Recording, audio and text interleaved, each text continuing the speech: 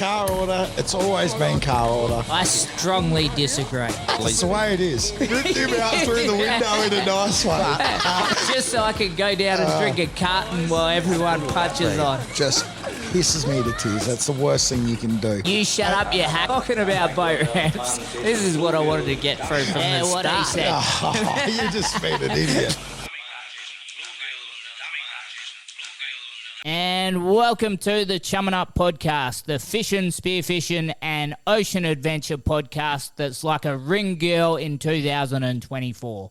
Because we are covering everything.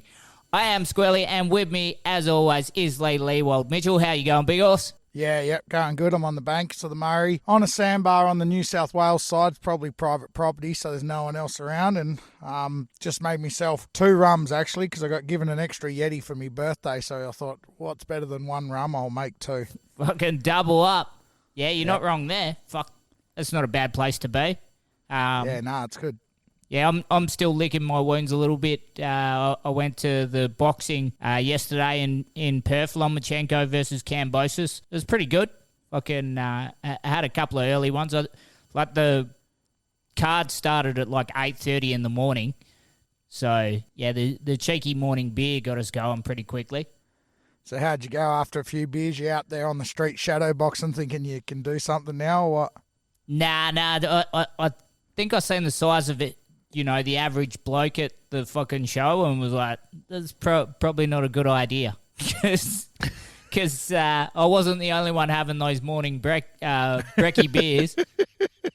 Even Zema was like, there is a lot of blokes that are, you know, double knuckling it for 8:30 in the morning. So it was like, we sat in the VIP section, which like it just meant that you could say it, not the ringside shit. But you got to go to the bar through the VIP line, but it was like a line on the side, and then you joined in to everyone else at the end of it. So it sort of meant that you just cut the line, but then had to go back in amongst everyone else and cut in front of them.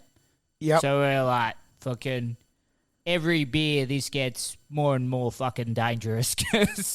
Yeah, fuck yeah. If I was in the normal section, someone just starts joining in, you'd be like, fuck off, gun. Yeah, with the VIP fucking pass, like, get out of the fucking way, you peasants. Yeah, it's a bit like the theme parks. When I took the kids, you get them bloody line cutter ones, and that's how they work. They just sort of join in with you at the end. Yeah. I was like, this is not well thought out, but somehow I just got pull out up of a chair at the bar line and watch the real fights go down. Yeah, that's what I was thinking. So yeah, I was a bit surprised. Didn't see much of that. It'd be a bit like the Exmouth Tandabitty boat ramp at the moment. I seen a video Boxy put up, and they were parked up the main road like 20 deep. Yeah, right. Fuck. Well, just before I went up there, someone posted on Exmouth community page. They had like a line where they wanted the cars and trailers to park in a straight line. I've seen that, yeah. So, I don't know. I reckon you just take what you can get, don't you? Oh, just some peanuts. Like, this is how you should park. It's like, you worry about your own shit. Yeah. And then that was the other thing with the intro. All the ring girls now, they're like fully clothed, like not quite a... What's it, a hijab? What the Muslim women wear? Like a burqa. Burqa, yeah. Not quite that, but not far off, like the full dress, head to toe. It's like, well, this is kind of pointless now. No, I'm all for it. It means that I can nearly fulfill my dream of being a Bonds fucking model. Yeah. So, that could be it. You could be a ring girl too. Yeah, I could, yeah. Well, like the point is, to me, it's like, well, if you're going to do that, then just fuck them off completely and put the rounds on the big screen TV you got above the fucking ring. Like, like it's either one way or the fucking other. Yeah, the world's just gone stupid. Yeah, it's like, oh yeah, but you're trying to look at those girls for the wrong reasons. It's like that's literally the only point. it is supposed to be objectified. Otherwise, it's nothing.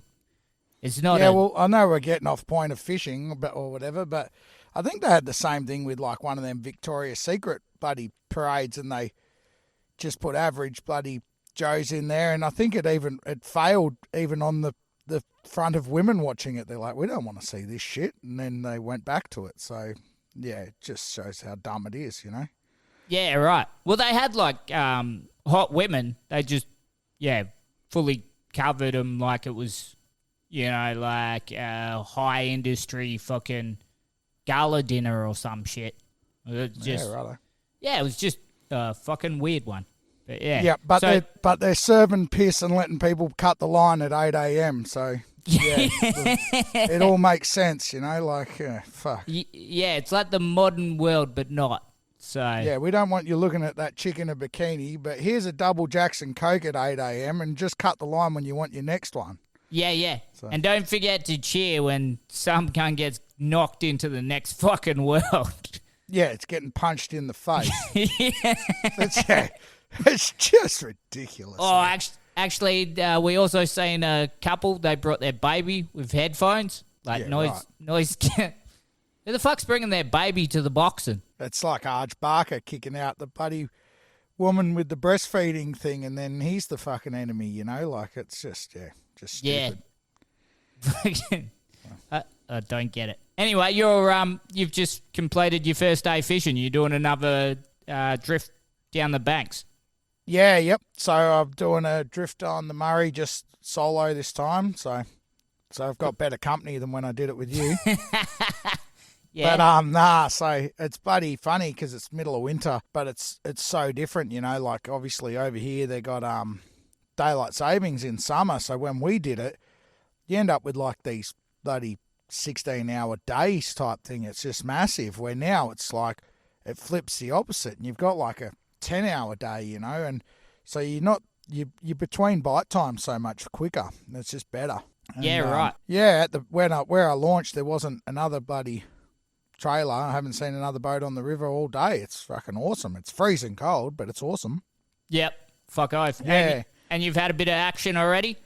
Yeah, I missed two. So neither of them felt the hooks on surface, so on ballistic tremors. So one followed me out from a bunch of logs, must have, or there was a log under the boat, I didn't know, and ate right at the rod tip, and he actually wet me with his tail when he splashed, like, boof. Yeah. And I missed him, and fuck. Yeah, and he was a big one. He was well over the metre mark, and then I missed another one about 80. It was funny because I come around the bend, and there's a massive sandbar, and there's all people camping on it, and there's like a school with like a bunch of like 10 or 11-year-olds, like maybe 30 or 40 of them, all tents on the sandbar right near the water's edge, all camping. They got all canoes there. They're going to go canoeing tomorrow, which is really cool to see. And the kids were yelling out, "You caught anything?" I'm like, "Nah." And then about 30 seconds later, right in front of them, I missed that big one. Yep. Thought, and then went around the next bend, and there's another 30 tents with like a bunch of 13 or 14-year-old kids, buddy, on a school camp up there with a heap of canoes, and they're yelling out at me, and then I missed the other one right in front of them. I was like, fuck. So, yeah, right. Fuck. Yeah.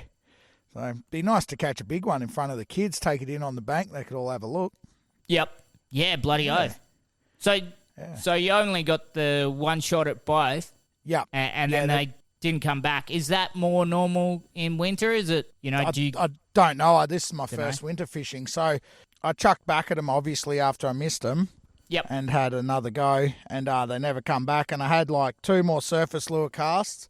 And then I have another rod there now these days with a spinnerbait and a hard body, and I grabbed it and went subsurface because sometimes they'll eat that, but nothing. So, but because I'm drifting, there's a bit of flow, and hit an underwater log with my Minn Kota and snapped the steering column. So it's not the first time I've done it. I've done it 3 or 4 times, but it could make it difficult for the rest of the trip because it's holding in there now, but sometimes you try and steer and it just goes all sloppy and won't go anywhere. So interesting to see how that goes. Yep. Yeah. And another thing, I threw a lure up in a log, obviously, as you do when you're first on the start of the drift because you're casting, it's not that good. And, well, mine wasn't. And I just jiggled it, not even hard, didn't even break the bib, and snapped the whole lure in half. Lost the the tail end of it. So probably lucky I didn't hook a fish on that, but he might have hooked on the back hook and took it. Fuck, that'd be a hurtful way to lose the first fish of the drift, wouldn't it? Oh, fuck yeah. Yeah, right. So what do you got left for the drift? 5 days, 4 days? Oh, I don't know. Somewhere about a week. I don't know. Like obviously it's a Monday today. Yep. So I'm probably, I don't know. I wanted to do a week, but I'll see how the weekend comes with the weekend warriors. If people start turning up or jet skis or something, I'll fucking just probably pull it. So. Yep. But if I haven't caught a fish, I might drag it out a bit. Yeah, fair. Did you get the morning fish today, or was it sort of like an afternoon? I only launched at 2:30, so... Yeah, shit. Yeah, so it's not a bad little session. It's bloody... Yeah, everything but catching one, so it's been pretty exciting. Yep. Yeah, it's nice. Yeah, I think winter will be my go-to now. The river's a lot nicer. It's lower... which is funny, you think it'd be higher in winter, but because they let more water out for irrigation in summer, it keeps it higher. And it's heaps clearer. You can see in the water like 2 foot. Like it's bloody. The water's actually green, not brown at all. It's crazy. It's super cool. Yeah, okay. Is that due to conditions or just less traffic on the river stirring things up, or don't really know? I'd say less traffic. And less water. Yep. Yeah, they let heaps less water out now because they don't need to irrigate, obviously, because there's a lot of water getting pumped out of this river for growing crops and whatnot through the Snowy Mountain scheme, which is a good thing for the country. But yeah, I've never been a huge thing on clarity matters that much, but most lure fishermen you'll ever talk to, barramundi and Murray cod, bit clear is better than not. So. Yeah, so and you know, two bites on top water in the first arvo, you know, it's pretty good going for cod fishing. Yeah, fuck off. So what's the target from this trip? Just to get big ones or try and chase a real big one? I've set the goal as I want to get 2 over the meter on the top. So that's, you know, it's achievable, but that's what I want. Yeah. So. Be nice to get a real big one, but I've only still caught a couple of big ones, so even a metery or whatever would be good. Yep. Yeah, but yeah, you know, obviously a meter 20, a meter 30, top water. You know, like on the rivers, wild fish. You know, not stocked, never been played with as natural environment as it can be. You know, no scope, nothing. So yeah, it's just pretty special. Yep. Yeah, fuck off. Hopefully you got a few by the end of it. That'd be good. Yeah, well, you know, 2 bites this Arvy, like, makes it real exciting. I'm sure I'll talk to you on the phone in 3 days and you'll go, what's the total for the trip? And I'll go 2 bites and I missed them both and that'll be that. But yeah, it's pretty exciting so far. I'm actually loving it. It's good to be out on the water. Yeah, fuck off. Nice and cold too, eh? What was the temp you're looking at overnight? 4 degrees? Yeah, 4 degrees in the morning and fog every morning forecast and frost for one morning. And the old boys of cod fishing, the first frost of the year was the time for big ones, so the frost might be a good thing. Yeah, okay.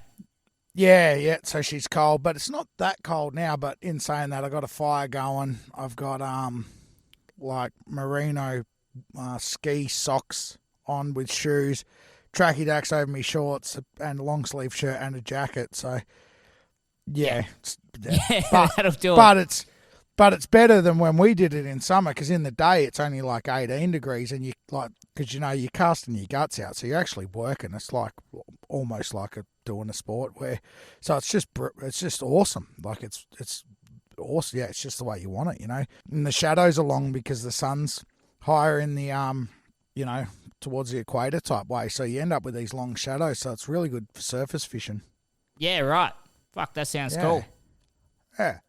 Yep. Another exciting thing that I think went mainstream with fishing was the $1 million fish getting caught off Darwin. Did you see that? The young fella, the 19-year-old?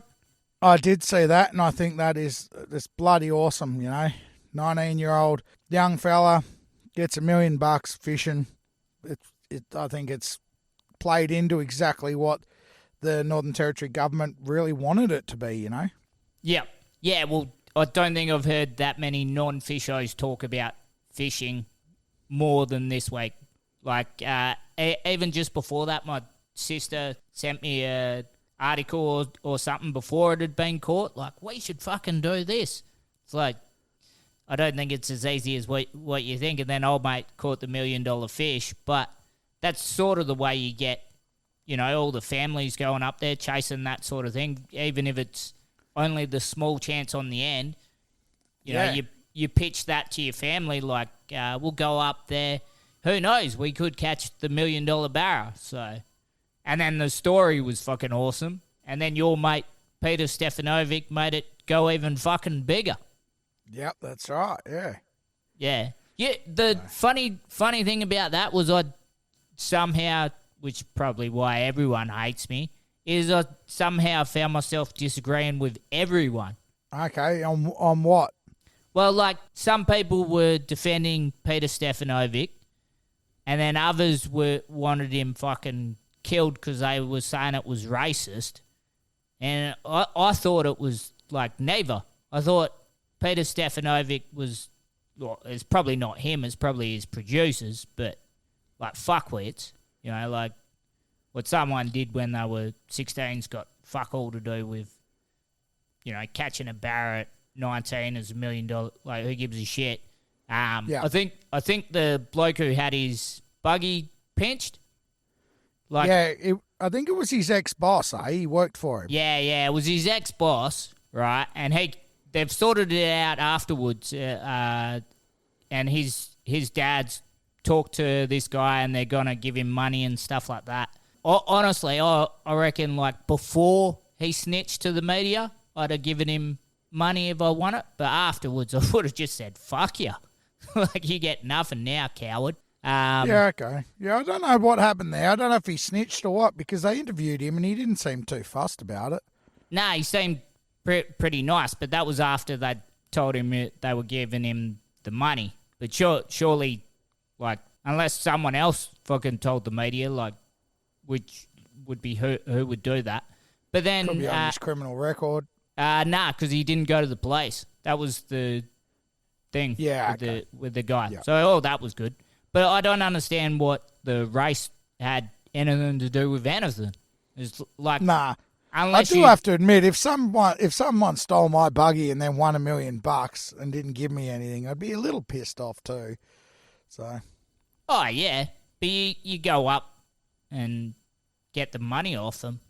Like, I don't think you get Peter Stefanovic to fucking talk about it. Go talk to his dad or something. They're mates. Yeah, I don't know. So. Either way.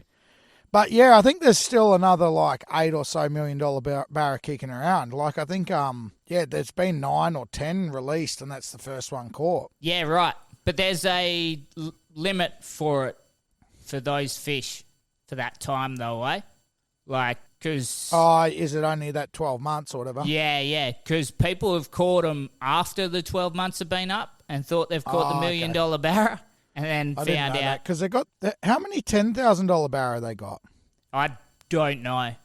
There's like 100 or 1,000 of them because they go off a fair bit. Yeah. There's guys that literally watch them on TV release them at like a boat ramp or somewhere and go there the next day for like 3 days straight and then end up catching it. Yeah, right. Yeah. There's some guys that are like fully like into it, eh? Yeah. Suppose wouldn't be a bad little trip. Yep. It'd be sick to bloody that $1 million fish is cool. Yeah. Fuck off. I mean, it is cool that it was a kid off the shore catching it as well. Like, exactly, man. 19-year-old. Yeah, it's got all the opportunity to change his life. You know, like better than bloody some grey nomad that's worth a fortune just sitting there and getting it, you know, like, well, good luck to them too, but, you know. Yeah, Twiggy Forrest just catching the $1 million fish. Yeah, that'd be fucking right too. Yeah. I wouldn't be surprised. He'd probably just changed the roads in before the comp started. Yeah. That prick. Fuck him. Yeah. We got sent a couple things on the Insta page about weird fish caught in weird places, possibly by weird people. I did see you had one like a Mackie off Busso Jetty or something. Yeah. It must have been caught a little while ago because they've already. But yeah, it said 130, like it went over the 130 millimeter brag mat, but I'm guessing that's a 130 centimeter brag mat. I'd assume. Yeah, okay. Yeah. And yeah, they estimated it at 18 kilos plus. Yeah, okay. Yeah, I I got don't know. no idea on length and mackerel. Like, obviously, I was a commercial mackerel fisherman and still owned commercial quota, and we never measured one in my life. Oh, if you're measuring for size, but not oversize, you just weighed them, so I wouldn't have an idea with that.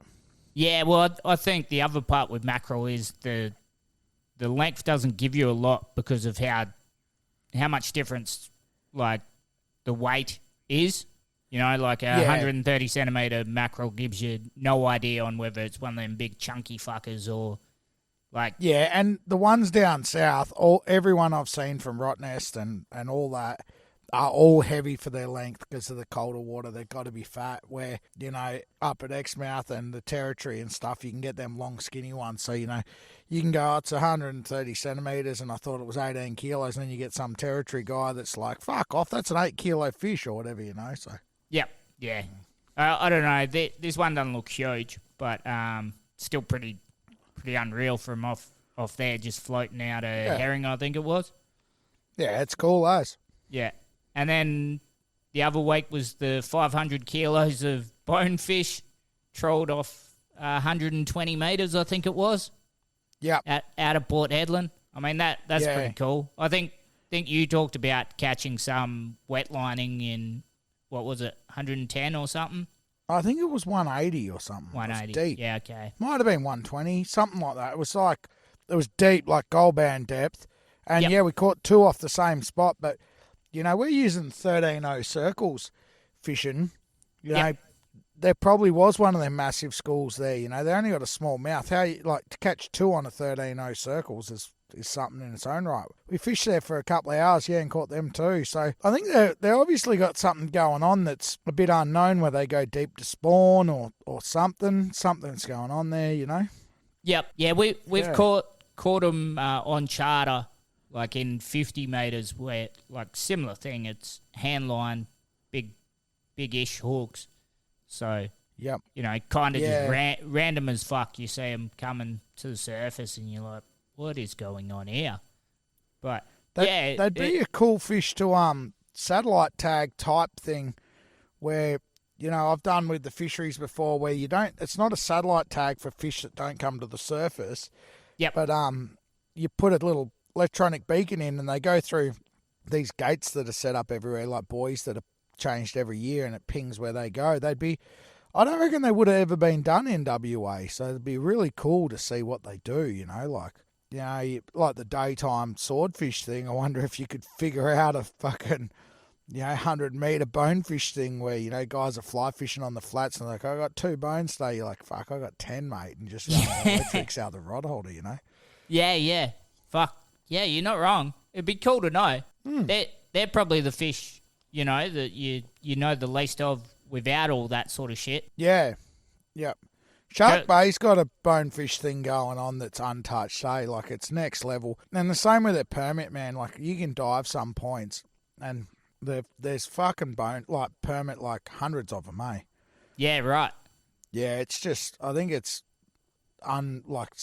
people know about it, not someone, a lot of people know about it, but it's unpublicised yet. You know, it'll blow up one day, and it'll be the next big thing.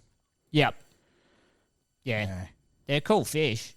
So. Yeah. Yeah. And I just got back from the Exmouth trip the few days before, out there spearing with Jarby, or Jarby was spearing. I was mainly there for an eco tour. Yeah, so nothing's changed since you moved to Perth, really, then? I felt the pressure early. Like, you know, you get in, you want to just slowly get back into the game, and Jarby's like, pop 3 spangos before I fucking, you know, got my shit ready. And then it's sort of like when you're playing cricket and the bloke up the other end is just smacking sixes from the start, and you're like, oh, fuck, I got to do that. And it's like, you've never done that. Just hit the singles, cockhead. Yeah. The thing with the Jarby thing is, because you're competitive, obviously, especially with him, is letting that get in your head's never going to work because he's that good. So, Yep. you know, if you could be the opposite of that, then you'd do well, but that's not you either.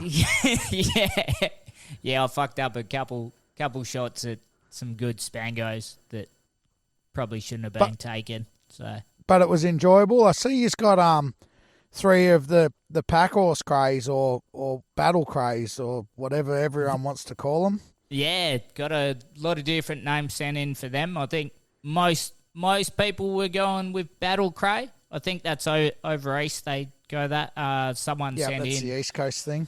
Yeah, there was another popular one. It was not 3-spined. It was like fairy spined or something. I'll say someone will large put it back spined in. or whatever.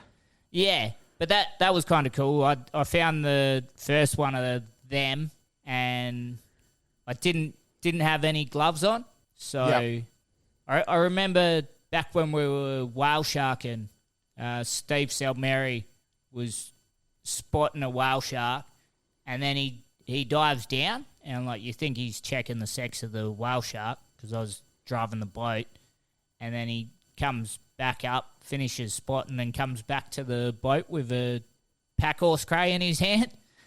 Yeah, that's cool. Yeah, so I always remember that. So I had the thought, like, fucking, am I as tough as Steve Selmary and gonna just... I can answer that before you finish this thing, but let's see where it goes. Yeah, and just grab this Packhorse bare hand, because they're pricks of things to grab at the best of times, because they just fucking lock up. And yeah, they hold on tough. Yeah, so I thought about that, and then realised the same answer you fucking got. I swam back to the boat, which was ages away. Left me gun there just to mark the spot. Because I couldn't find Jarby fucking anywhere. Who the fuck knows where he went? And, yeah, by the time he's always been bad for that, eh? He'll just burn off. Yeah, you think you see him, and then he's just gone. So, yeah. He'd make a good comp diver. Yeah. Yeah, I don't think he realises it. Like, you just... Because he said, like, we're just diving in pairs. And I'm like, yeah, I'll follow you around. Bang, gone. But, yeah, swam back to the boat, got the Cray loop. By the time I got back, it was fucking wedged in a bit too far. And then I was lucky enough, Jarby went back to the boat because we had to leave. He had to go to work. Yeah, right. And so he's driving over, and I was like, oh, well, fucking jump in, have a look at this. Grab that, and then, we extended the trip out for another 10 minutes and got the other 2. Probably seen 11 of them, I think. Yeah, that's cool. Yeah. And I got one barehanded just because I had to. Cause, you got him barehanded? Yeah. Fucking... Well, that's cool. Yeah, put Jarby in on... There was 3 in a hole. And he's come around one side and it's tried to slip out the back because the other ones we couldn't get even with the gloves just because they're that type of Cray. But, this one tries to slip out and I just fucking grabbed him and I couldn't rip him out one-handed, but I couldn't work out how to get my shoulders inside the bommy, where it's just not enough room to get your other shoulder in to put the second hand on. Yeah, but, I know what you mean, Yeah, sitting there for a fair while, but, got the fucker. So, I think Jarbs would have cooked them up. So, they're good eating. I found a lot of them in Christmas Island when I was there. Well, they're a funny one because back home in Exmouth, you sort of... if you get one or a couple, it's like, oh, this is cool, a bit rare almost. But then, like the red Crays or, the Western rock lobster, that's the biggest Cray fishery in the world. They're common, but then you only get them in WA where you get these fucking things, those Battle Crays everywhere. They're all in all them atolls, they're in the East Coast. So, really it just changes your perception of what is rare, Yeah. Well, that's it. They're a weird cray because you don't find a lot of them where the other crays normally are. Like there's a little bit of a crossover, but Yep.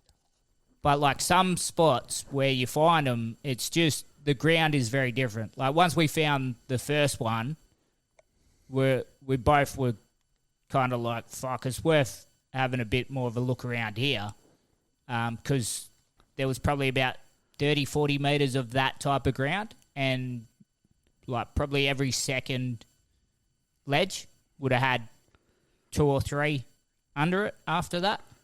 Well, that's cool to have in the bank, and it's always there, like, yeah. Yeah, They're a bit like, they're like the tropical northern variety of the southern cray. Yeah. They hold on tight, and they're in those spots that other crays sort of aren't, and that's what the southerns are like. Yeah, for sure. Yeah. Very similar. But- and a lot of the area where we used to get them offshore around Exmouth, so like Dunes, that side of the wreck sort of thing, that all became sanctuary or those zones where you can't fucking crayfish sort of thing. You can't get them. Yeah. I've seen them all in there before, but yeah, that's right. It's all sanctuary. Yeah, so a lot of people have only moved to Exmouth in like the last 10 years sort of thing. They've never seen them. So I remember someone putting up a post of one and like it was what is this? the rarest thing that's ever been fucking caught. But yeah. But when the near Long Island, that Black Rock, is it? Black Ledge. Black Ledge, yeah. That was one of the first places I seen them in big numbers. We used to they're like that wash like the southerns. Yeah. But yeah, buddy, out near that Black Ledge, but not there. I won't say where, but I got a super slammer craze in a day, and that's where I didn't realise how cool it was. But now I look back, now that I'm on the banks of the Murray River freshwater, I'm like, fuck. I wish I got photos of them all together, not like we're just getting them and eating them. Yeah, right. Where I think what you guys, that spot you have now found, it's worth keeping because I love that sort of stuff. If you just go diving for reds, and then you just get, painted and an ornate, it's like, oh, well, let's pull in there on the way home and we'll make it a super slam. I've always wanted to get the 5 in a day there, but I've never been able to do it. But I got the 4 before, like myself, pulled them out, the painted, the ornate, the red, which is the western, and then the battle, the Packhorse. Yep. But yeah, we also get a coral cray. Yep. There, which is like, it looks like a red, but it's got all white dots on it, like a leopard type thing. Yep. But yeah, the same day I got the 4, I seen one of those suckers, and I tell you what, I spent about 15 minutes trying to get it out of the hole, but it was like, I couldn't even, I couldn't touch it, but I'm like, how am I going to get this thing? But I couldn't get it, so. Yeah, right. So have you ever got one before, a coral cray? No, I haven't. I've been with people that have. I think I've seen 3 caught. Yep. And I've seen probably maybe 4 or 5 in holes, but but they're always been far back, and they're in like little holes. So they're obviously easy if the hole's not too deep because it's little and like arm width. But nah, they're easy to spot when you see them. They've got like purple around the feelers too. Yeah.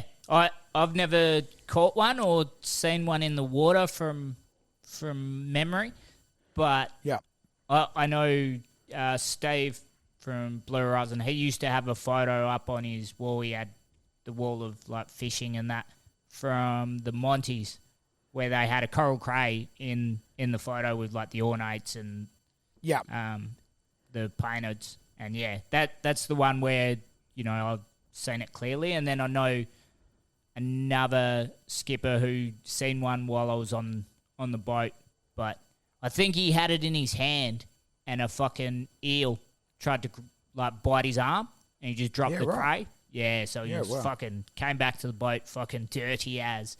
Yeah, no, I've had a few got on my boat, but just not by me. And the first one I ever seen was, we all, it's like, oh, I got a red, like, we got a few red crays and blah, blah, blah. And then later on, when we got home, cook them, it's like, this isn't a red cray. And we had to figure out what it was, and then from there, it was always a game to try and get them. And yeah, definitely seen them, but yeah, haven't got them. I seen another Cray one day I never got, and I think it's a different type, but it could have been an albino. It was like pure white, but full crayfish size, not like scampi or nothing. Yep. And yeah, I couldn't get it, and it still haunts me of what it actually was. I've never seen a photo of the type ever. I still think it was a different type that no one's ever seen, or someone's seen, but no one's recorded officially. Yeah, right. Fuck. Yeah. Yep. Yeah, there you go. Yeah, because the call is those coral crays are supposed to be even sweeter eating than the reds, but then I've heard other people who said they can't tell the difference. Yeah, I couldn't tell the difference, but because I've eaten them, I've eaten a couple. Yep. But they're not very big, so they're like a just size red type thing. So that's probably why they're even sweeter, because like a just size red's beautiful. Yeah. The size probably is the only difference. Yeah, that's it. Fuck off. Yeah. Oh, the other thing we got sent on socials was we were talking about those whales getting beached the last podcast, the false killer whales. And it was funny. So, someone must have got a drone up and filmed a big white coming in and feeding on one. Oh, that's sick. Just off that's the shore. super cool. Yeah, I shared it on the story just before we started this, but yeah, looks cool as like. Yeah, I rate that. That's cool as. Yeah, so I'm surprised there wasn't more, but yeah, I wouldn't be surprised if there were a lot of restrictions or something. Someone running around telling people you can't do that. Oh yeah, for sure. Don't put a drone up unless you've seen deep or parks environment, and if you've paid the permit fee, then you can. Yeah, Thank you. Like it's just the fucking but no, that's cool as I reckon, eh? Yeah, fuck oath. And how's your boat build going? Coming along well? It's going good. So I went down and seen the guys at Edencraft the other day, Josie and Paddy. They run the show there. Josie's the CEO. Paddy's her husband. You've got they know it inside out. It's actually unbelievable. You rock up and you're like, I was thinking about this type of trim tab, but I'm worrying about this, and then I'm like, what's the price difference on the electric steering with new motors and hydraulic? And then they're just like, we've done 10 boats with electric and 20 with hydraulic in the last couple of years, and there's this, these trim tabs do this, and it's like, holy shit, they actually, they know their shit. So I'm very confident I've gone to the right place to get a boat build. But so the bottom of the hull's done and been surveyed by the surveyor for AMSA survey. The fuel tank rocked up when I was there, so that has to be witnessed going in by the surveyor. Yep. And the top of the hull's been done, so then they put that on top and glue it on, so it's not the cabin, it's just not the cabin top, the hard top, it's just the top with the hull, and the rest is foam filled. But yeah, it looked insane. So just going through so many different things, because I want an upstairs steering station. They've never built one of them before, so we're juggling how to do that. They're very professional, and they're like, how do we make it neat and not get in the way and this and that? And I'm like, just fucking whack a steering wheel up there, we'll do this. And they're like, so you got the people that are good at what they do, and then me. So yeah, that's a bit different. Yeah, you don't mind having a few wires just hanging out everywhere. No, I'm like, I'm like, as long as I can fish it. They're like, it might look a bit shit, it'll reflect badly on us when you're driving around the country. And I'm like, I just want a tournament fish, and this is how I like to do it. I don't give a fuck what it looks like, and they're like, trying to make it work. So I think it'll work well. But the missus wanted seats, but now that we're having a stand through for the upstairs station, I'm like, I don't care about the seats, but the missus is a bit upset about that. So we're trying to make seats and it fit, but yeah. I love how your compromise is we'll get a boat, and then the compromise is we might put seats on for you. Yeah, that's right. So it sounds like you're going all right. Yeah, yep. So just trying to work through what electronics to put on it so far. So, juggled through a heap of things. I even put a little bloody Q&A on Instagram a month back or so. What electronics people think you should put, and everyone's got a different opinion. But yeah, so that's a bit of a juggling point at the moment. Yep. I got to climb over. They got other people's boats there. Got to climb over them. It's like they're very nice looking boats. Yeah, so I'm looking forward to it. Yeah, fuck off. Yeah, and I'm hoping you'll come over and fish the tournament scene for New South Wales with me, because I think it'll be fucking awesome. Yeah, well, I dare say I'll get in and fucking book some time off shortly. Yeah, as long as you pack the Bundy, and now that you got 2 fucking Yeti cups, I don't even need to go into Kings to get another tumbler. I've got 2 Yeti cups. I've seen you on Bundy. I get my 2 Yeti cups, and you get a little thimble, and then that's how we do it. Fuck off, mate. When have I ever lost anything? I can't. Actually, I lost me sunnies from that last trip up in Exmouth. Oh, did ya? Yeah. Fuck. Your spotters? Yeah, that's the longest they've lasted since one of these trips. I think it's been 3 months. That's not bad, but it's one fishing trip. You bought them on a fishing trip and lost them the next. So, well, that's like your I was going to actually mention your gloves with the crayfish thing.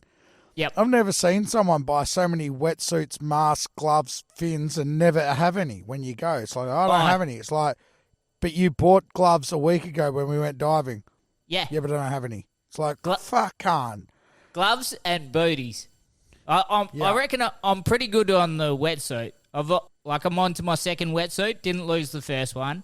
It just fucking wear and tear. But gloves, you're 100% right. I'm pretty certain there's a gremlin in my apartment that just fucking steals my gloves every time. Well, I can answer some of that. So when we were diving all the time, I always had spare gloves and booties for anyone that come out. And they were yours, because you always left one of each behind, and then I had 10 not matching sets, but just of yours. Yep. And the wetsuit, you didn't lose it, because I always fucking dropping it off back in your shed in Exmouth. I'm like, he left his wetsuit again, so I'd drive around, you'd be at work, and I'd put it in your shed. Yeah, and then I'd pick you up to go diving, or you'd come, and I'm like, you got your wetsuit? You're like, oh, fuck, and then we'd go and get it on the way out. Yeah, that's about right too. Hey, actually, I don't mind my King's fucking tumbler cup. I don't mind fucking like keeping my working class roots, unlike some with your fucking upper class Yeti fucking drinks. Yeah, well, you might throw the King's tumbler out when I see you next, because when Jared was over here when we went fishing, I'm like, here, you want a coffee or a rum? Like, depending if it was morning or arvo. And he's like, yeah, I don't have a cup. And I'm like, oh, you got this King's one. I'm like, even sweeter, it's Squirrelies. He's like, fuck yeah. So he's been drinking out of that too, and shooting all your spangos. So you might rock up. Dog. Could be like the Bush Chook town, just be like, fuck this thing, just bin it. Yeah. Fucking dog. Tell you what, steals my fish and my fucking cups. Yep. Yeah. Well, speaking of Kings, I don't know if I was talking to my missus before I did this. My Minn Kota batteries, did I say about that? No. So before this trip, I started charging 2 days ago. My Minn Kota batteries, thought I'll charge the Trollimone batteries, so they're good to go. And they got the generator, and they just weren't charging up. And then they'd charge up and they'd go dead. And then I plugged it back in, and they were dead by the time I nearly got here. And I thought, oh, fuck. And I had $150 worth of BCF vouchers I got for my birthday, so thought, I'll buy 2 new batteries in there. And I went in there. And they're like $300 each for like 90 amp hour fucking things, lead acids, and I need 2 of them. It's like, fucking hell, it's going to cost $600. Then I looked across the road and there was Kings. So I thought, I'll go have a look. And they had deep cycle lead acids, 98 amp hours for $170 each. I thought, fuck. So I bought 2 of them. Yep. And, it was like near on half the price. And as I was carting them out, because they're like 20 kilos each, I cart one at a time, some dude's out there with a truck and he goes, oh, King's batteries. He goes, my Autospark, he rates them and he reckons everything else from King's is no good, so they're good from there. I'm like, holy fuck. So, yeah, and so far so good. So, yeah, old fucking King sponsorship's what you want. What don't they have? Yeah, that's it. We got to get them fuckers on board. Yeah, that's right. And imagine if they're just like, oh, we'll give you $50 a year. That's like fucking 30 things from there. That's like them tumblers that are the same as a Yeti are like $10. Yeah, that's it. And you'd think we'd have the connection. Like, they get everything made in China. Fucking Jarby's Chinese. We're a fishing podcast. Get on board. Yeah, we'll just send him straight around there as our fucking do the negotiations. Yeah, that's it. He can finally pay me back for that tumbler cup, the dog. Yeah. So, yeah, but otherwise, the new boat is real exciting. I'm looking forward to doing that billfish scene. Yep. But then in saying that, like I said, I'm on a sandbar on the banks of the Murray, so It's not bad. A metre 20 wild cod could just climb on tomorrow morning and fucking make my day. Yep. Yeah, fuck off. Yeah, right. Well, we'll have to actually discuss the tournaments that you're fishing next year, next time, because I'll have to talk to you what we can and can't do.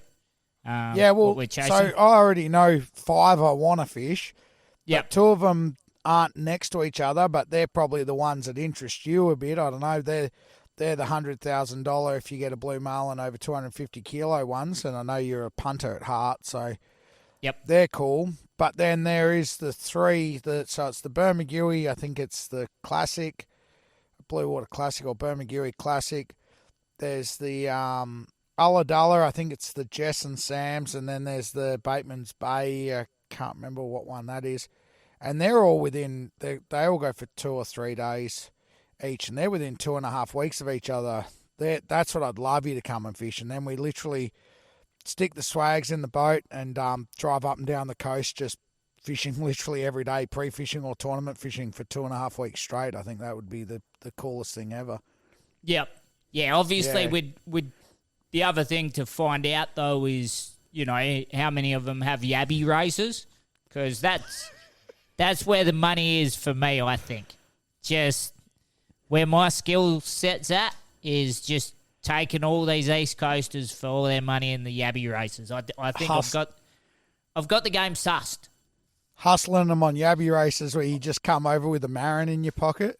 Yeah. And just like drop it on the table. Oh, What the fuck? What now? That's it, like one of those pool sharks that has his own pool stick, pool cue. Yeah. Whatever the fuck it's called. Yeah. Yeah, that's right. Like, I think what unless is he this fights, game called? Bam! unless he fights him, the Marin, I think he could be a bit like the old movie Once Was Warriors, and he could be like too much weight's not enough speed, you know? yeah. And he's just sitting there all staunch, and the other's like, do-do-do. Yeah, there's little Jake the Muss just cooked the man some fucking eggs. Yeah. Totally. Nah, I'm taking them for everything. Yeah. So, and another thing, we got a bit of a trip planned, which is way in the future. Next year, we're gonna go do Barrow and the Monties for 3 weeks out of my 65-footer with the new boat, and have a real crack at diving again, and trying to break the unofficial Australian sailfish record in a day. Yep. Which is? I think it's 66. That's what I've heard. Yep. Yeah, okay. That's a good number. We could. Yeah, we but I together we know good officially. 69. Yeah, well, that's right. The sailfish 66 is unofficial, but I think it's real. Yep. But officially, I know Eddie Lawler has caught 42 in a day off his boat. So, you know, that's a start. Yeah, but yeah, that's what I want to do. You know, we're going to go and have a go at that. We got 3 weeks straight out on our 65-foot liverboard with the new Eden craft. So that'll be good fun. Yeah, fuck off. Sounds like a plan. Yeah. Maybe even get the fucking Super Slammer Crays for the photo. Well, maybe that's actually not a bad thing too. Like set some goals, try and do that sort of shit. Well, if you're saying them corals and pack horses are at the Monties, well then we could do that. I haven't seen them there myself, but I know I've seen particularly those painteds, man. Some of the spots where the current rips and you drift over it in like 4 or 5 meters. They're not even in ledges. They're just out walking around on the plate coral. There's like literally hundreds of them just walking around. Yeah, and big painteds. The biggest painteds I've seen have been there. Not so much the ornates. Like the ornates, you do get a lot of ornates, like heaps, but I haven't seen really huge ones like other places. Like Exmouth, Yeah, but lots of them, but really big painteds for whatever reasons. And like you say, where the current rips, there used to be one where there was this rock in this flow that, like, you got dropped off on one end, and as you drifted in, you had to dive under and then grab the bommy as you were going past because you couldn't swim against and then get in the back eddy of it type thing. Yeah, and just rip them out and fucking. Yeah, they were everywhere. Like you're saying, like half hanging out sort of thing, just walking on the bottom.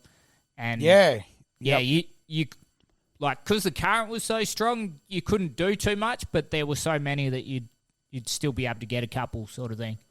Yeah, well, I had it where we didn't have a bommy per se. We were going with the current, flying. Yep. And, like, I don't know how fast you're going, but you're actually, like, you're ripping out of the channel. And I'm like, look, there's a heap on plate coral, like literally in the open, not half under. Like I'm talking wholly out, walking around. Yep. So I dived down and I couldn't get to them. And then I'm like looking, like trying to fight the current, looking up. And I'm like, fuck, I'm not going to get to them. And I'm like, I'll look back the other way. And it's like all the plate coral here is covered in them. And then if you went with it, you could just like pick up, 1 or 2 every dive. It was like, holy crap. Yep. Yeah, it was like cool as. Yep. Yeah, I haven't seen any Packhorse up there, just on the way. Yeah. But yeah, that is where Steve got the coral cray. So okay. Well, that's cool. Possible. And in sort of a similar area to what you're saying. So it was just plate coral, and then diving, grab one, and got the other 2 types at the same spot. Well, that's where it'll be cool to do it, like do the Monties with you, because obviously I've done it a fair bit, but you've done a lot of liverboards up there with Steve and that, running them, so you'll know a lot of that sort of stuff, so it'll be really cool to see. Yeah. Be cool to be to get back up there. I haven't been actually up to the Monties in since I worked, so... Yeah, 15 years or something or more. Yeah, so that part would be cool. Yeah. Right, you got anything else to add? No, that's about it. I'll bloody, roll me swag out and finish me second rum, and that'll be me, I think. Yeah. You can't see the Aurora Australis or whatever the fuck's going on? Not at the moment, and I missed it. There's a bit of a haze on the horizon. I don't know. I missed it the other couple of nights because I didn't realise it was happening, so... Yep. Yeah. But lucky I got social media because every other fucker has a photo of it, so I didn't miss much. Yeah, well, that's it. A lot of them say that, like it doesn't look like that outside of the photo. So yeah, well, that's exactly right, yeah. Yeah, which, I don't know, it's weird. It was a bit like actually the boxing yesterday when they were walking out and shit. Everyone just starts filming. I'm like, you all know there's TV cameras, eh? Like, just let them fucking film it, and then share that and say, "I was fucking there." I'm sure people will believe you. It'd be a weird thing to lie about. Why the fuck would I want to film it? Yeah. I don't get it. Well, it's weird. Yeah, well, it's the same as fishing. Some people don't even like it and want the photo with the fish, and the photo's everything, not the journey or not the doing it. Where. Both. I like both, but I like neither. I like neither. Yeah, okay. Yeah, that's why I don't catch anything, and I don't get a photo of it. That makes sense. Yeah. What were you gonna say about what other people like? Oh, just that basically. Like, some, and then you get, I love getting the photo with me kids, and if you get a nice one, getting the photo. But I love doing it, and then you get other people that have no social media and don't even want a photo, but just love doing it, and then so you get all three sorts. I think it's cool. Yeah, true. No, that's it. All right. Well, anyway, I'll leave you to it. Fucking good luck tomorrow. Hopefully you get onto a couple big ones, and we see your social media with the big photos. Yeah, well, that's it. One will be enough. You'll know about it before anyone else, so don't worry about that. Yeah, I'll be fucking waiting. All right. Yeah. Too easy, Big Horse. Cheers. Cheers, Squirrels. It's out. Catch ya. Big Horse. How you going, Jubs? Hey, mate, how are you? Yeah, not bad. Just got off the phone to Leewold talking about his missed fish on the Murray. Yeah, I've seen that, eh? Fuck If you spew and missing a couple of bites and you finish Arvo. Yeah, well, that's it. He said he only started fishing like 2:30 though, so that's not too late, bad. And obviously, I think it gets a lot darker there quicker as well, I think. Yeah. Yeah. So he wouldn't have had much time. He said like by like 6:30 it's dark. So. Yep. Yeah. He wouldn't have had much time at all, really. Yeah. Well, that's it. So obviously the late arvo is really good bite time, but he'll get that good bite time early morning tomorrow. So, yep. I mean, it's hard to expect it, but if you got, 2 hits morning and arvo, so 4 hits for the day and can land 50%, you'll... Yeah, exactly. That's the thing. It's just like when obviously I went over there, we fished the 4 mornings and didn't get a hit. You know what I mean? Yeah, that's it. It's he's definitely his strike ratio is better than what we are already. Yeah, yeah, and chasing those big monsters. So hopefully he gets a couple or at least one fucking big one. Yeah, it's one of those things. I remember like when I was doing it, I was like, "Are we sure we're using the right stuff?" Like, yeah, you know what I mean? Like not to see a fish just going, something's not right. You know what I mean? He goes, "No, this is it. This is where you get the big ones." Yeah. But I guess you do. And I've watched. He sent me some videos like when I was about to fly back to Melbourne. Yep. He goes, "Oh, watch this fella," and it does get you super keen because you just know like you're watching him. He's using exactly the same stuff that we're using. Yeah. And they're just getting like proper monsters. You're just going. You're just gonna bite your time, don't you? Yeah, that's it. And it is like one of those things where like today you can get 2 bites in 5-10 minutes and not get any for like 4 days. So I wasn't going to say anything, but yeah. Yeah. So Leewold was like, "You get donuts now, Bill." Yeah. Well, that's it. But it's funny because it means the whole time you're thinking the next log could be We're the on. log. Yeah. Yeah. But how is it like even when it gets a bit boring, like, "Oh, what's going on? It's not catching anything," and then you just like literally like it's just all about how you're casting, eh? You're just going, "Oh, I'm going to hit that. I'm going to hit that." Yeah. It's funny. Like, I obviously went like a few days before I got a hit, and you start forgetting that you're trying to catch a fish. You just 100%. Yeah, like you said, like fucking just concentrating on the casting, and then a fish fucking hits you, and you're like, "Fuck off! I'm trying to cast to the next log." Yeah, that's it, eh? Yeah. Now we got. I told him about our dive trip when I was up there. Yeah, little short, sharp one, squirrel dog. Yeah, told him you got a bit lucky. I was a good diver out of luck. Than one, if you know what I mean. Yeah, a little bit. But yeah, we got onto a few spangos. Fuck, it was clear. Like they good fun diving for a long time. Yeah, it was real good. Yeah, But obviously not much tide, so it was that neat. I think it was neat, wasn't it, when we were there? Yeah. Yeah, so that neat obviously wasn't pushing the fish up, or it was actually real quiet. Didn't see any mackies. Nah. Even that bust up we dived on, like usually you dive on, and then there's all heaps of mackies below it. There's heaps, like a few of those little schoolies, but yeah, no Spaniards, which is very strange.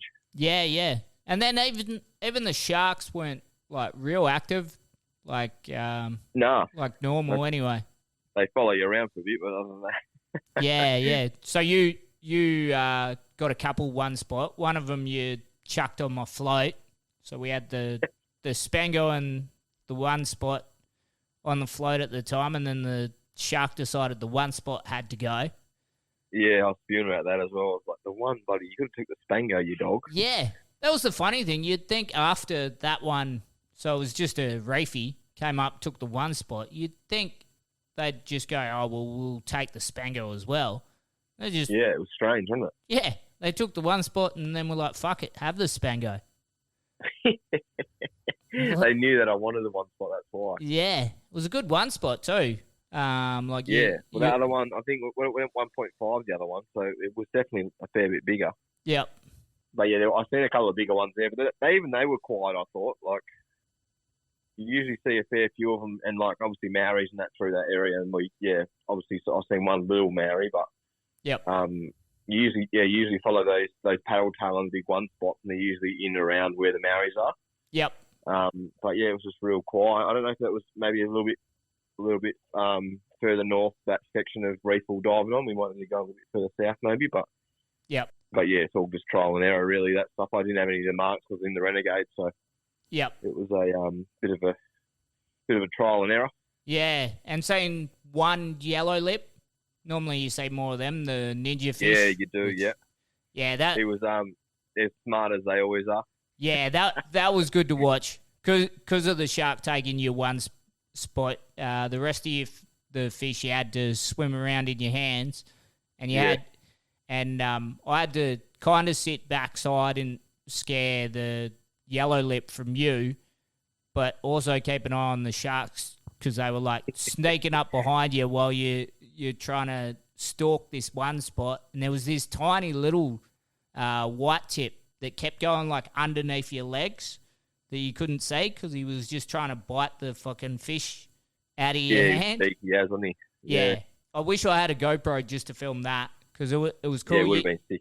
Yeah, you got almost close enough to take a shot at the yellow lip while you're doing it. You had the two fish out in front of you, kind of using them. And it was funny just watching the shark following you. Hopefully come in for a bit of a look. But if I had the bigger gun, I probably would have had a ping. But just because I had that little one, I thought, if I can get him a little bit closer, yep, I might actually have a good shot on actually holding. But they're notorious in. I think they're mainly just in WA. They're like that. But I know that I think it was Scott Reef or something. Davo was talking about saying they just swim up to you. Yeah, I heard that. They're just dumb as. But and then they're not very big, but he said, but the ones that we get here are decent. So yeah, which I thought would be the other way around. Because usually Scott Reef's got all the big stuff, but yep, it might be because they are dumb and they swim around. They get shot easy. Yeah, well, I mean it's weird though because it's not like you hear of a lot of people shooting yellow lip in Exmouth. No, like, especially traditionally, like no one was really targeting them. So no, that's it. I don't understand why they're so smart. Like you say, the blue bone in the Gulf, it's because every 13-year-old fucking shot at them their whole life. You know? Yeah, exactly right. Yeah, like they've got more shots than fucking 50 Cent by the time they get to size, let alone those big fuckers. So yeah. And then we got you go. It is a very strange one, isn't it? I don't think I've seen one that hasn't been, just out of distance the whole time. Yeah, that's the thing. I mean, they come in, like, if you got the rollers, like the 1200 roller or 1400 or something, you might have a bit more of a chance, but they're just that smart. They're so smart. They come in, you go, oh, yeah, I'm going to get a shot. He's going to swim in, and then he just turns and, holds that little distance. Yeah. It's funny how they know the range so well. Yeah. Cause, it's just crazy, eh? Yeah, they don't fuck off. Like some fish, you see them, they'll suss you out, and then they've, like, fuck off. These things just sit just far enough away, and then they'll be watching you the whole time, but they don't just take off. You get that's it, 5-10 minutes at them. Yeah. Just yeah. Yeah, it is a I don't know. But that one did stay around for ages as well, but didn't it? Just swimming around, going, oh, you're not going to be able to shoot me, you're out of range. Yeah, spear teaser. Yeah, pretty much. Yeah, and then we it was my first time diving around there for that long, and then we had I don't think it was fisheries, it was Parks and Rec with fisheries or whatever came in. Yeah, one of them. I can't remember exactly who they were actually. Parks and Wildlife, was it? Yeah, it might have been, but Or one of them. One of those. yeah, the weird, like, it's kind of like when you're driving and a police car's behind you, and even though you're doing nothing wrong, you still, like, start to stress out. Am I doing something wrong? Yeah. Yeah. Yes. So they came in and they went up to you, and I had, like, a float line and my gun, and the first thing they asked you was, are you spearing or just having a snorkel? Was something like that, wasn't it? Yeah, it was, yeah. Yeah, you're snorkeling or you're having a spear? And I was like, I'm having a spear. Yeah. You got the gun. Yeah, I dropped my gun, like, I don't know why. It's like... Yeah, they're onto us. Yeah, what spear gun? Yeah, and then... Oh, what a cracker. Yeah. I don't know what I was going to do yet. I think it's just that thing of, like, in our head was going, are we too far south or what's going on? You know, I mean, just with that question as well, like... Yeah, it was just so weird. They know something we don't. Yeah, I was like, fucking, have we drifted, like, 5 mile? Yeah, that's it. Then I'm thinking, nah, we're good. Yeah, and yeah. Go, oh, no, you know the rules? Yeah, no, the rules, mate, all good. All right, yeah, sweet, on your way. Yeah. Now look over, your gun's gone. Yeah. Screwing around without it. Yeah, found a gun. You fucking beauty. Oh, what a cracker. Yeah, and then got in a nice little Arvo. Oh, well, we got those couple Packhorse that we put on the page that everyone had a name for. Crays, which is good fun, wasn't it? Getting rolled around as well. Yeah. Well, fucking, you took a couple more spills than me, probably. Yeah, well, you definitely did. I was like, wasn't really thinking, but I looked down, I got all these cuts over my legs, and I'm going, what have I done here? And then I was like, oh, that's what it's for. I'm getting smacked against those reefs. Yeah. Well, that obviously no weddy on no legs, anyways, but yeah, well, you get cut up from it. Well, that first one, it was all that fire coral. That's why I didn't want to go in with no gloves, because I was like, there's no way you can't get fucking just hammered in there. That's brutal, that stuff as well, isn't it? Yeah, it fucking smashes you. And especially once you grab the Cray, it's like, you just got to cop it, and you just don't know how long it's gonna end. Like, especially them fuckers. Oh man, how was it, like, ripping the horns off them? Can't even get them out. Yeah. Well, that crazy how strong they are. Like, once they actually lock you, got to kind of get them off guard so they're not, like, quite perched in there. Yeah.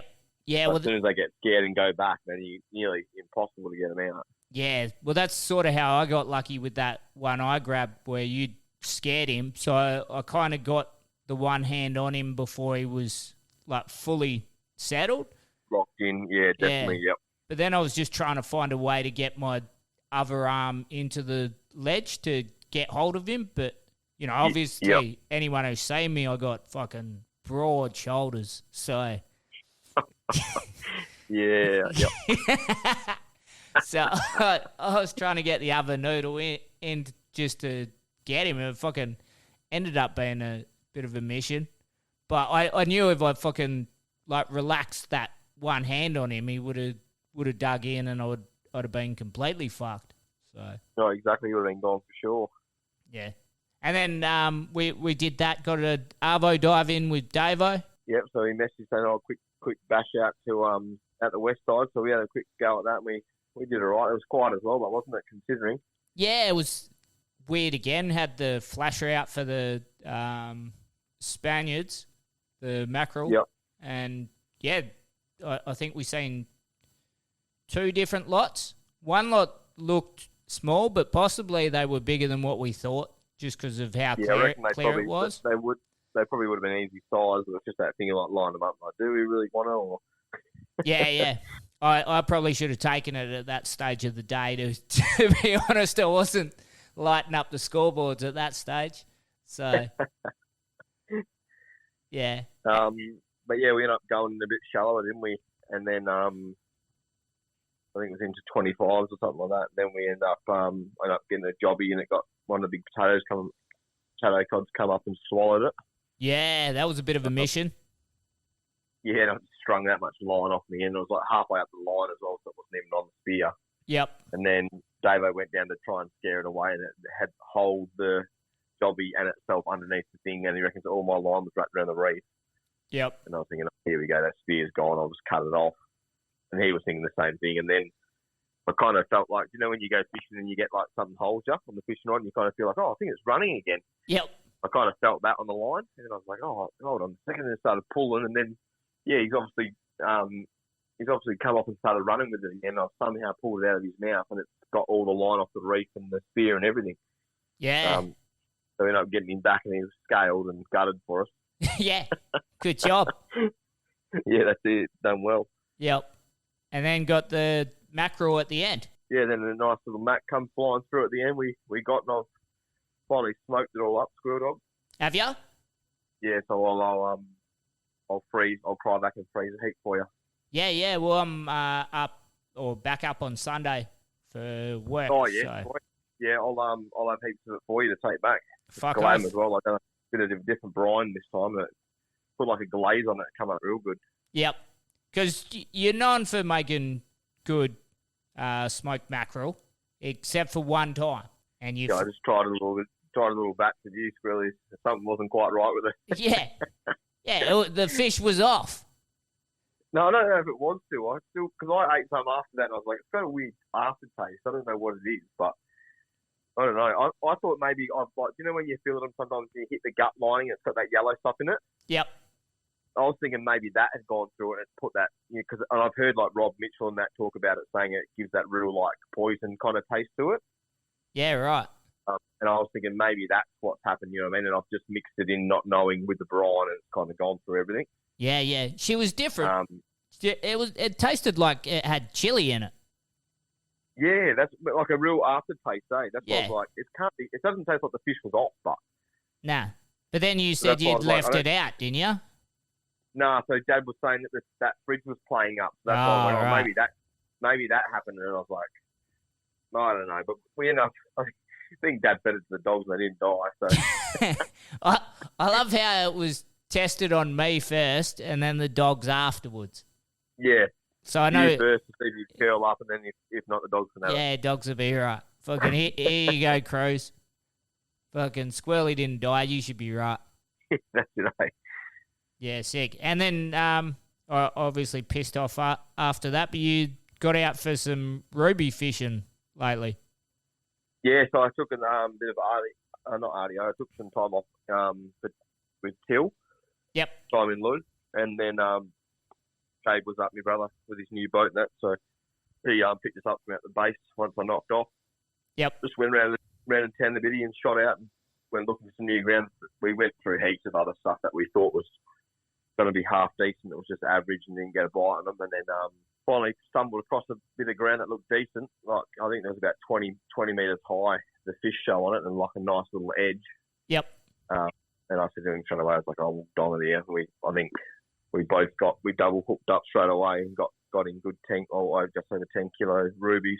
And then got a few cod and a few, I think we bagged out rubies and cod by and we only fished a couple of hours in the Arvo pretty much, so it worked out pretty well. Fuck, that's good and, going. Marked heaps of spots in like 180 and that as well on the way back to Goldies, and Kate had a drop on them the next day and reckons there was heaps of Goldies on them. So yeah, okay. It's not... Yeah, always handy to find new spots. Yeah. Especially Goldies and rubies. I mean, yeah, that's it. Like, obviously 10 kilos is, like, for a ruby isn't massive, but it's an esky filler and probably the size you want for eating. Yeah, that's what I reckon. I love ruby as well. Like, they're that, that good eating size. I reckon that's probably perfect. You get plenty of filling off them. Like, the recovery is really good on them. Yep. Then yeah, they're not that oversized fish either. I feel it's a massive. Yep. They're quite a good sized fish, I reckon. Yep. But yeah, even we didn't get any big cod, just those little ones that cage fish and deeper stuff. The second day and got a couple around the 20 kilo mark, those 8 bars. So, but we used to feed them to the dogs. We weren't too keen on them either, but now we love them. Yeah, right. Yeah, so yeah, the 8 bar and that, like, what, 300 meters sort of range? Yeah, around No. 300s, yeah, like 280s, 300s, yeah. Yep. Even you get them up, obviously, that 330 mark as well. Yep. But, yeah, then you're obviously pushing it when you go deeper for that, the different species and that. But, yeah, anywhere. You can get, obviously, the rubies in like 220 as well, usually the smaller ones. Yep. And then all your way up, then obviously goldies are under that 200, 180 kind of mark usually. Yep. And Yep. Has Kate still been trying to find those blue eye trevally? Has that been part of the mission? Yeah, or? he done a couple of missions out there. Reckons he found some good looking ground for him, but didn't lose a bait. So I kind of knew that as well. It's a hard fishery to try and find up here. I find like it's not like down south. Yep. But I know they're out there. I know obviously people have caught them. So, but Yeah. I'm not sure if they're in the numbers. You know what I mean? They might not be in the numbers they are like they are down south. So Yep. a lot Yeah. of trial and error really in it. A lot of searching around, thinking there's ground there that might be good. But you've always got a chance of smacking a big sword or something like that, fishing that depth as well. So Yeah, that's it. Fucking which kind of wouldn't be too bad. Makes it worthwhile. Yeah. Yeah, those or even a thrasher shark would be unreal to are see. they really good eating? Are they or what? Yeah, I think so. From what I've Because I heard. always see that people catch them, they always tow them back in. You know what I mean? Like drown them, and they're obviously eating them. Yep. So, yeah, it'd be interesting to catch one of them bad boys. They're pretty cool looking shark. Yeah, fucking unreal. And yeah, I think just coming from like that sort of depth in the cold water and, not being massive sharks, they'd probably be good eating. And then who knows, like you might get a mako like Jeff Head did the other. Yeah, exactly. And they're mint eating, so you get a few fillets out of them bad boys. Yeah, or even just hooking one. Imagine you hooking one in your little tinny though. That'd put you in. Woo! Be sick one. That'd test her out. I reckon. Yeah. All right. And I think Cade's been jigging a fair few big trout as well. Yeah, so he's been finding heaps of new spots as well. With the he pretty much just goes out every day, even what the weather's doing. Yeah. He's had some glam butts since he's been here, but he's been getting some big trout, lots of them as well, and letting them go. Heaps of rankings. Yep. But yeah, on that 20 kind of ground. So yeah, right. Fuck. Yeah, good fun as well with all the bar cheeks smacking them. Yeah. I wouldn't mind going out with liveys and trying it, like Dad's got some liveys down. I reckon that'd be good fun. Yep. Yeah, definitely. I know a few people who sort of do that, use the yakkers just off the bommy. Yeah, that'd be sick, I reckon. Yeah, I don't think one of them going past the trout's face, like they can choose not to take them. No, that's it. You get the big dirty cods as well, slapping them. yeah, that'd be the other thing. The big dirty slimy Malabars and shit. Yeah, 100%. Yeah, cool. Anything planned? Not really, sure. Okay. Old Dave got his new boat up here yesterday morning, I think it was. Oh, yeah? He got one of those They used to be the Cuda molds, I think they are. Yeah, okay. And is it Razor Craft or something like that? Yeah, right. I can't remember what the name of them are, but they he just got it up here yesterday morning. One of his mates towed it up from Perth, so it comes from over east on the ship, and then in Freo, and then his mate drove it up. So we'll hopefully get out with him. Yeah, beautiful. Soon. I think the up north of Exie, there's some really good visit at the moment. So yep, you still chasing a big Mackie? Is that the main plan, sort of thing, or not really? Yeah, definitely. It's been a bit weird for the Mackies so far. Like there hasn't been a heap of any like real big ones getting around. Yep. That I know of. So, but yeah, hopefully before, I think July the 1st is the cut off for that Mac 1000. So, yep. Hopefully can get onto a big dog this year. Yeah, fuck oath. I'll have to just do a few more missions the west side, I think. So, yep. See how we go. Yeah, cool. What about yourself, Squirrel Dog? You got any plans? No, well, I'm coming up there for work, but I don't know if I'll get any time to go fishing. Yep. Still having a look for the right tinny. I think, yeah, you sent me a link yesterday. It's a pretty good tinny, but yeah, that thing was a bit more expensive than you want to pay, but what a weapon. Yeah. So so I don't know. I might see how the punting goes for the next week and then tee off. Yeah. So no, I did weekend at the Comedy Lounge in Perth, so it was that onto the fight yesterday, so Yeah, sweet. sort of all Yeah, been go-go. how was the fight? Yeah, it was pretty cool. Just, saying Lomachenko, probably the greatest, or one of the greatest lightweight fighters of all time. Yeah, should have had all the belts for it, like I said. Yeah, that's it. So Imagine that, but he would have had all of them. yeah. So I think he may be retiring, but I don't know. He sounded like it. Either way. Loma? Yeah. He just said that this fight was for his dad because his dad wanted him to get the belts back or a belt back when, he's like pretty cool with just walking away. So I think maybe if like Haney or Tank really want to fight him next, he might take that fight. Otherwise, I think he'll I've just seen retire. Stevenson was keen as well, like saying, he's been dodging him, but Yeah, but they always say that. Yeah, of course they do. It's like it usually comes down to management falling apart, not nothing to do with the fighters. Yeah, that's it. So that Gypsy King and Usyk fights this weekend, though. Yeah, so that'll be huge.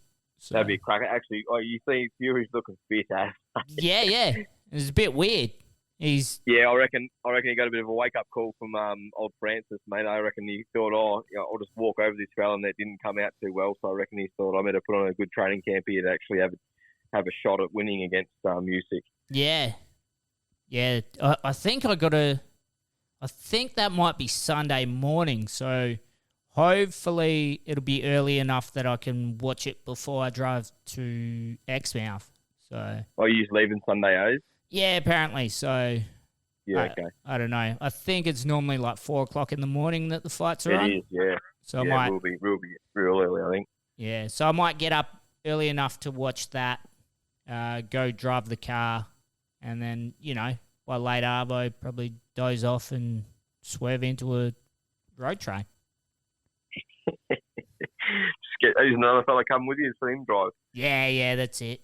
Nah, fucking easy. I think we're staying at Carnarvon that night, so it's not even a drive. Well, you might not make it up here. Yeah. So, it's not too bad a deal if you go into a road train rather than spend the night in Carnarvon anyway. So, that's today. Who knows? Nah. So, happy days. Yeah, cool. Anything else to add? No, that's about it, all. No. All right. Hopefully, Leewold goes and smacks a few of the big meateries. Yeah. We can talk about it next time we get on the pod, but yeah, bloody oath. We'll hopefully try and do one all together. If we can get the all the bloody software together, so we can actually sound all right on the pod together. Yeah. Well, I think part of it at the moment is just while Leewold's on the bank, there's not quite enough reception anyway. I think he's only just got enough. So yeah, right, and it will go in and out wherever he goes as well, isn't it? So yeah, just the three-way calls kind of get a bit tougher. And I don't think he can do like a Skype or anything like that. But whenever he goes back to his house, which who knows when he does that, then yeah. Well, one day we'll all be in the same room again. I'm fucking sure of it. Yeah, that'd be handy, wouldn't it? Yeah, it'd be good. I'll take you out fishing, give you a lesson, and then we can do a podcast. Yeah, well, that's definitely going to happen. So hopefully the room together will happen. Yeah. Cool. I do want to plug some shows before we fuck off, because... No, you're kidding, Bigos. This is chumming up, not squirrely. Yeah. Well, we're adding it because someone asked, I'm always shit at answering. So I'm doing the Comedy Lounge in Freo on the 25th of this month. I'm doing the WA Comedy All-Stars in Scarborough on the 1st of June. I am doing the 7th and 8th of June at the Comedy Lounge in Murray Street. So that's all the shows on both of those dates. And then the 13th of June is at the Marmion Fishing Club. But I think they're all sold out. So all gone. How good's that? Yeah, pretty good. So that show will be wicked. I'm setting that up for them. Got John Pinder and Grant Machette. So Pinder's been on air before, so that relates to the podcast, I guess.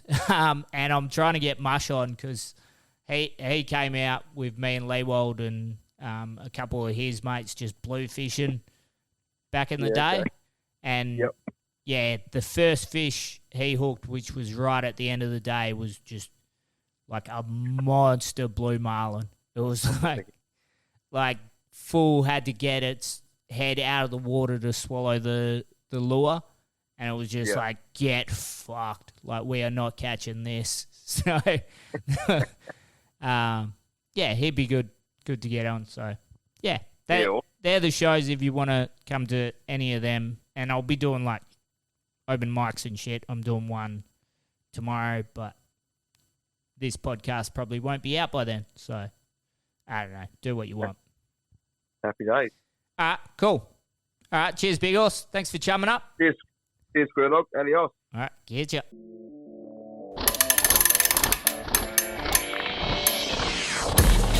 my god, what the fuck is happening right now? Dolphin in the killer whale's mouth? Holy shit.